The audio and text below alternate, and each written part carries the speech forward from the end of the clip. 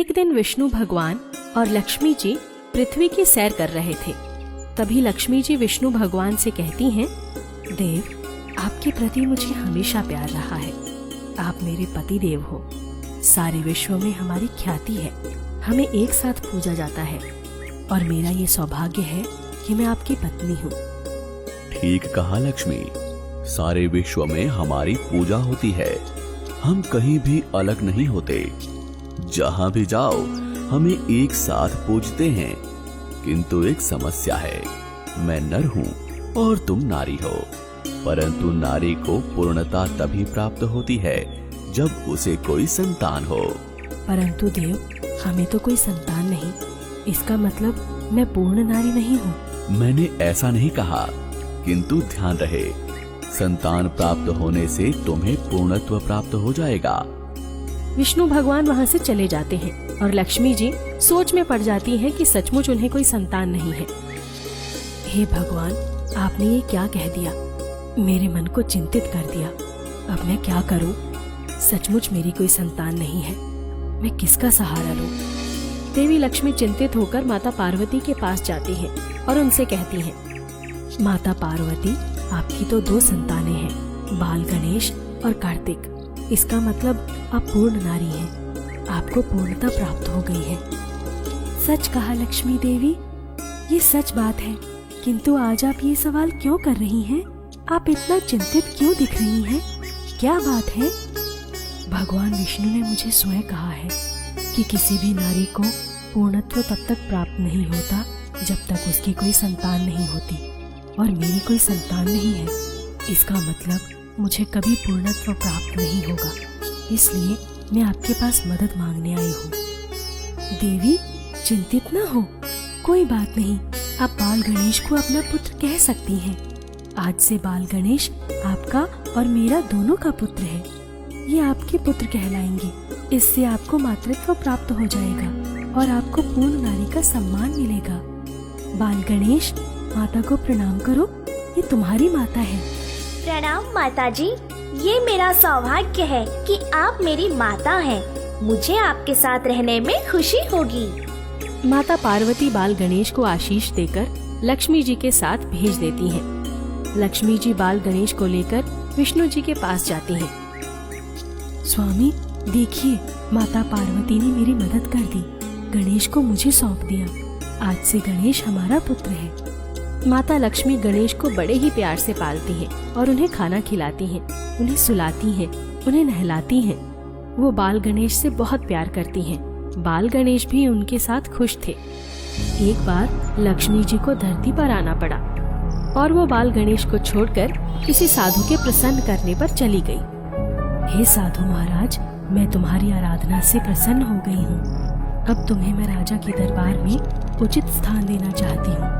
अब तुम्हारी राजभोग भोगने की इच्छा पूरी होगी। साधु माता लक्ष्मी का धन्यवाद करता है और दूसरे ही दिन राजा उसे अपने मंत्रिमंडल में प्रधान का स्थान देता है। धीरे धीरे साधु में अहंकार पैदा हो जाता है। वो 2-3 बार राजा को संकट से बचा लेता है। उसे संकट की आहट पहले ही होती है। राजा, गणेश की ये प्रतिमा मुझे यहाँ अच्छी नहीं लगती। मेरा आदेश है कि तुरंत प्रतिमा को यहाँ से हटाया जाए। ऐसा सुनकर बाल गणेश को गुस्सा आया।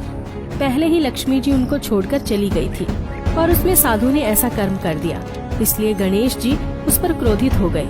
उन्होंने साधु की बुद्धि भ्रष्ट कर दी। साधु उल्टा उल्टा काम करने लगा और राजा ने उसको कारागृह में डाल दिया। साधु फिर से माता लक्ष्मी की याचना करने लगा। मैंने तुम्हें वरदान दिया था, लेकिन तुम्हें उसका अहंकार हुआ। उस अहंकार में तुमने बाल गणेश का अपमान किया है, इसीलिए तुम्हें ये सजा मिली है। अब तुम्हें बाल गणेश को प्रसन्न करना होगा, तभी तुम्हें इससे मुक्ति मिलेगी। साधु ने बाल गणेश की आराधना की और बाल गणेश उससे प्रसन्न हो गए। बाल गणेश राजा को आदेश देते हैं कि साधु को सम्मान पूर्वक मुक्त कर दे। कुछ समय बाद लक्ष्मी जी लौट कर आई। फिर गणेश जी के साथ बातें करने लगी। तभी विष्णु जी बोले, लक्ष्मी जी, आपको पुत्र तो मिल गया है, पर पूर्णत्व प्राप्त अभी भी नहीं हुआ। ये बात पार्वती माता को पता चल गई है। स्वामी, मैं कुछ समझी नहीं, आप क्या कहना चाहते हैं? गणेश मेरा पुत्र है, क्या अभी भी मुझे पूर्णत्व प्राप्त नहीं हुआ? ये तो आपको माता पार्वती के पास जाने के बाद ही पता चलेगा।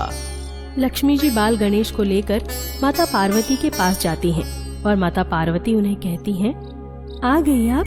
मैंने आपको गणेश को सौंप दिया था, उसका ख्याल रखने को कहा था। मुझे पता है आप कभी भी एक जगह पर स्थिर नहीं रहती और आप गणेश जी को छोड़कर पृथ्वी पर चली गई थी। आपको अपनी माता होने का कर्तव्य भूलकर उसे छोड़कर नहीं जाना चाहिए था। मुझे पता है आप कभी भी एक जगह पर स्थिर रहकर नहीं रहती। आप गणेश का ख्याल नहीं रख पाएंगी, किंतु आपकी ममता देखकर, पुत्र के प्रति आपका प्यार देखकर मैंने गणेश को आपको सौंप दिया था। माता पार्वती, मुझे माफ कीजिए, मुझसे भूल हो गई, लेकिन मैं आज के बाद वादा करती हूँ, गणेश मेरा पुत्र है, आपका भी पुत्र है। मैं इसकी ममता में कभी कोई कमी नहीं आने दूंगी। आज के बाद गणेश का स्थान मेरी बाईं ओर रहेगा। गणेश हमेशा मेरे साथ रहेंगे। जब जब मेरी पूजा होगी तब तक गणेश की भी पूजा होगी। और क्योंकि गणेश बुद्धि के दाता है, जब मैं किसी से प्रसन्न होती हूँ तब संपत्ति का कैसे उपयोग करें, उसकी बुद्धि गणेश को ही देनी है। और जब तक भक्त गणेश की दी गई बुद्धि का उपयोग नहीं करेगा तब तक उस संपत्ति का कोई उपयोग नहीं है। गणेश को आपने बहुत उचित स्थान दिया है। मैं आपसे प्रसन्न हूँ। जब जब कहीं पर मेरा पूजन हो जाए तब तक वहाँ पर गणेश का भी पूजन साथ होगा। तभी वो पूजा पूरी होगी, तभी भक्तों की इच्छा पूरी होगी। जहाँ जहाँ मेरा वास होगा वहाँ वहाँ गणेश भी मेरे साथ रहेंगे। माता लक्ष्मी, अब मैं निश्चिंत हूँ। बाल गणेश, आपको कोई आपत्ति नहीं ना? माता लक्ष्मी, आप मेरी माता हैं। आपका जो आदेश रहेगा उसका पालन करना मेरा कर्तव्य है। अब आपको पूर्णत्व प्राप्त हुआ है। तब से आज तक दीपावली के शुभ अवसर पर हमेशा लक्ष्मी जी के साथ में विष्णु जी की नहीं बल्कि गणेश जी की पूजा होती है। गणेश लक्ष्मी जी की बाईं ओर बैठते हैं और दोनों का पूजन साथ में करने से वो पूजा सफल होती है और लक्ष्मी जी प्रसन्न होती हैं।